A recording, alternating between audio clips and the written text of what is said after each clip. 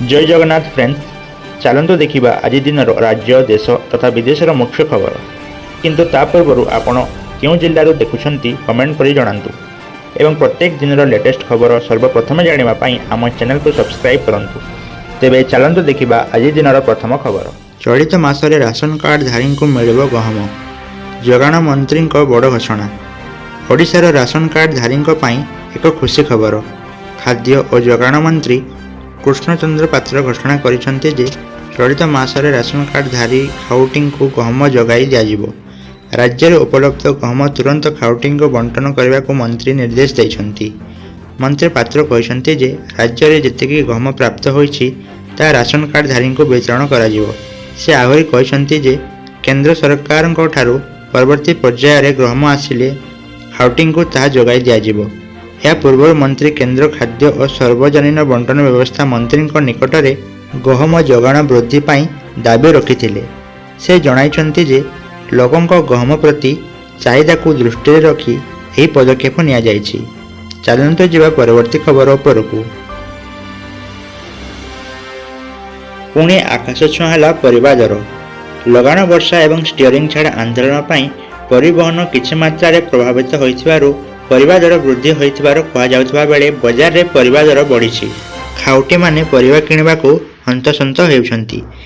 एही दर जदि एमिति रुहे तेबे श्रावण मासरे लोकंक पई परिबा खाइबा मुश्किल होई जिवो। तेबे केउटी रहिछि केते दर? कटक छत्र बाजार रु आसीथिबा रिपोर्ट को जदि आपण देखिबे तेबे आलू किलो 20, प्याज किलो 25, कखारु किलो 20, पोटल किलो 30, भेंडी किलो 40, बिलाती किलो 30, बैगण किलो 70, गाजर किलो 30 टंका रही। जदि बालेश्वर बाजार को देखा आलू किलो 20, प्याज 30, टमाटो 50, बैगण 80, भेंडी 80, जह्नी 70, अमृतभंडा 40, कांकड़ 80, गाजर 50 एवं कड़ीरा 70 टंका रही। तेज ब्रह्मपुर में परिबा दर प्रति केजी एहीपरि रही। भेंडी 60, बैगण 60, कलरा 80, फूलकोबी 80, बीन्स 150, कांकड़ 80, जह्नी 80। चलतु जा परवर्ती खबर उपरकू। चली गंजेई रेट मिला कोटिए टंकार रूपा इटा। संबलपुर जिलार रेंगाली अंचल में अबकारी विभाग चढ़ाऊ बेले एक आश्चर्यजनक खबर सामना को आसी। शासन टोलगेट निकट में गंजेई जांच बेले अबकारी विभाग एक स्कॉर्पियो गाड़ी को 1 क्विंटाल 10 केजी रूपा इटा जबत कर। घटना अबकारी विभाग गाड़ी सह 2 जन को अटक रखी तदंत आरंभ करिछि। सूचना अनुसार अबकारी विभाग गंजेई चोरा चालाण रोकवा पाई रेंगाली अंचल में नियमित जांच करुवा बेले एही रूपा इटा जबत होइछि। स्कॉर्पियो गाड़ीटी संदेहजनक भावे देखा अधिकारी माने तार तन्न तन्न जांच करथिले।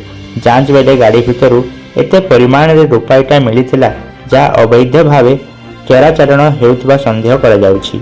अबकारी विभाग सूचना देइछि जे जबत होइतबा रूपा इटार बाजार मूल्य प्राय कोटिए टंका हेबो एवं यह एक बड़ धरणर चोरा चालाण मामला होई पारे। अटक होइतबा 2 व्यक्ति को जेरा करा जायछि एवं एही रूपा इटार उत्स और गंतव्य संपर्क में तदंत जारी रही। चलतु जा परवर्ती खबर उपरकू।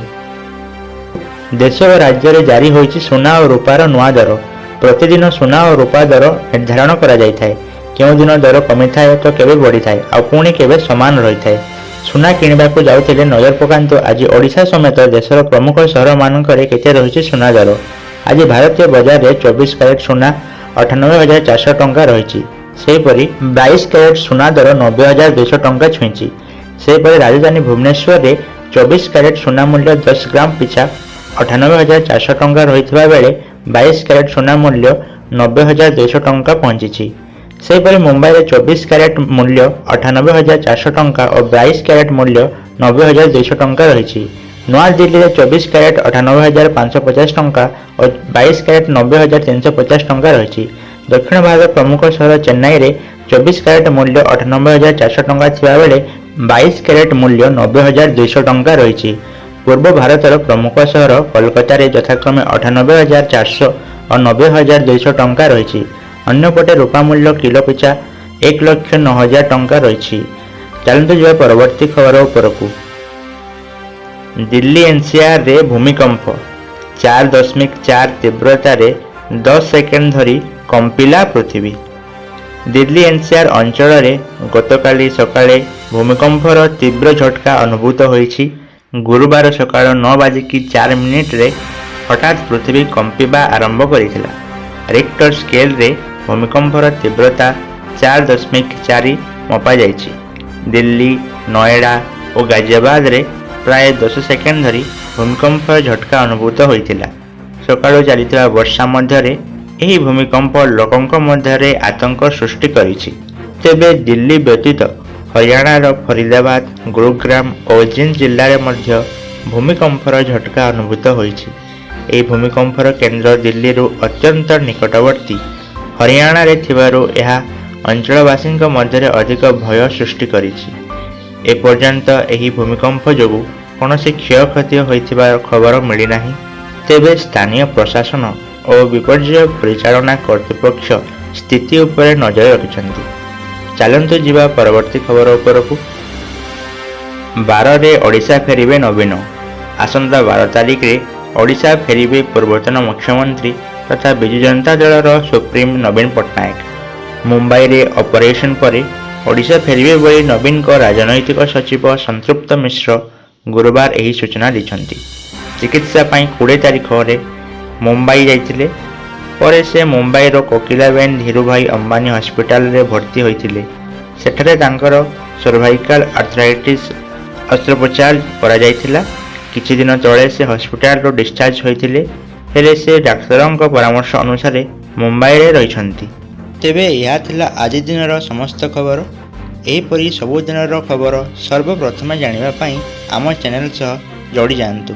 धन्यवाद।